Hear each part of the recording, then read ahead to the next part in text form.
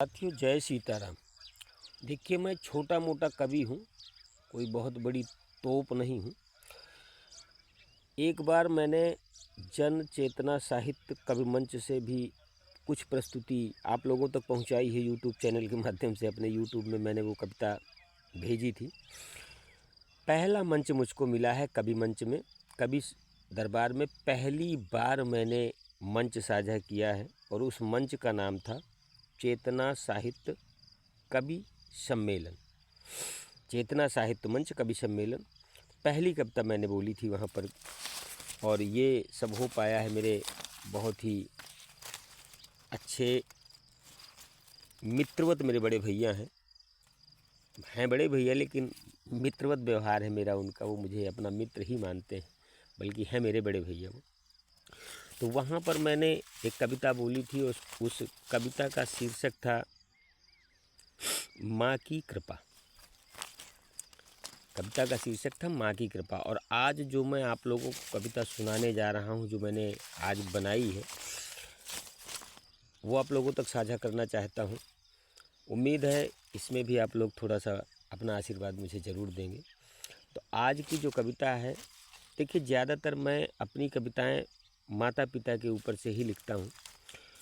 तो आज जो मैंने कविता लिखी है, आप लोगों तक पहुँचाने का प्रयास कर रहा हूँ। उस कविता का शीर्षक मैंने रखा है माँ की नसीहत। तो माँ की नसीहत की जो लाइनें हैं मैं आप लोगों तक पहुंचा रहा हूं, आप लोग थोड़ा ध्यान से सुनिएगा। चलता रहा मैं भीड़ में पर मंजिल नहीं थी। चलता रहा मैं भीड़ में पर मंजिल नहीं थी। बिन बापू के बचपन गुजरा और 35 में माँ नहीं थी।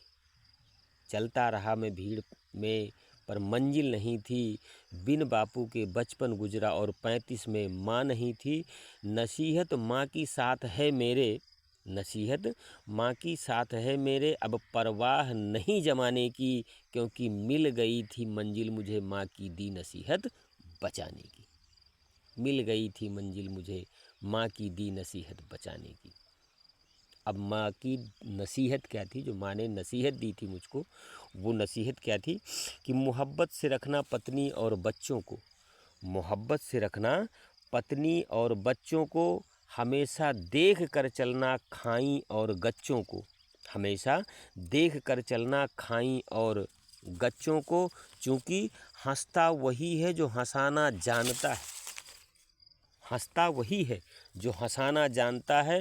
और घरों की खुशियाँ वही पाता है जो कमाना जानता है। हर तरह से करना हिफाजत, बस यही आदेश है। यह आदेश था माँ का मेरे लिए कि हर तरह से करना हिफाजत, बस यही आदेश है। सत्यम शिवम सुंदरम संतों का भी उपदेश है। सत्यम शिवम सुंदरम संतों का भी उपदेश है। तो ये चंद लाइनें जो मैंने आपको सुनाई, ये मेरी कविता माँ की नसीहत की। माँ ने मुझको जो नसीहत दी थी, वो मैंने उस नसीहत को पंक्तिबद्ध कर दिया, आप लोगों के सामने प्रस्तुत कर दिया। देखिए दोस्तों, जब जीवन से माँ और पिताजी का साया उठ जाता है, माता पिता जब जीवन से हमारे चले जाते हैं, तो व्यक्ति थोड़ा सा नर्वस हो जाता है। लेकिन ऐसा नहीं है कि व्यक्ति जीना छोड़ देता है। जीना नहीं छोड़ता, जीता है, लेकिन वो जीने लायक नहीं बचता है, जीने लायक नहीं बचता है। और यदि उसको माँ बाबूजी की नसीहतें याद हैं, तो व्यक्ति जीता भी है, जीने लायक भी बना रहता है। और समाज में इतनी ज़्यादा प्रसिद्धि और प्रशंसा मिलने लग जाती है व्यक्ति को कि वो एक माँ और बाबूजी चले जाते हैं तो सारी दुनिया उसको अपने माँ और बाबूजी जैसा ही दिखने लग जाता है? कहते हैं ना कि जिस माँ ने हमको जन्म दिया और जिस माँ की गोद में हम खेल कूद कर बड़े हुए और जिस माँ के लिए हम अपने जीवन को कुर्बान कर दें, वही तो सच्चा सपूत होता है? भगवान राम ने भी कहा था कि जननी जन्मभूमिश्च स्वर्गादपि गरीयसी। तो ऐसी माताओं को मेरा कोटि कोटि बार प्रणाम है। और उन अपने भाइयों से भी निवेदन करूँगा जो माँ की आवाज़ को दबाने का प्रयास करते हैं। तो मित्रों, माँ की आवाज़ को दबाओ मत। माँ की आवाज़ एक ऐसी आवाज़ है जो हमारी आवाज़ को बुलंद कर देती है। आगे आपकी मर्जी। जय सीताराम।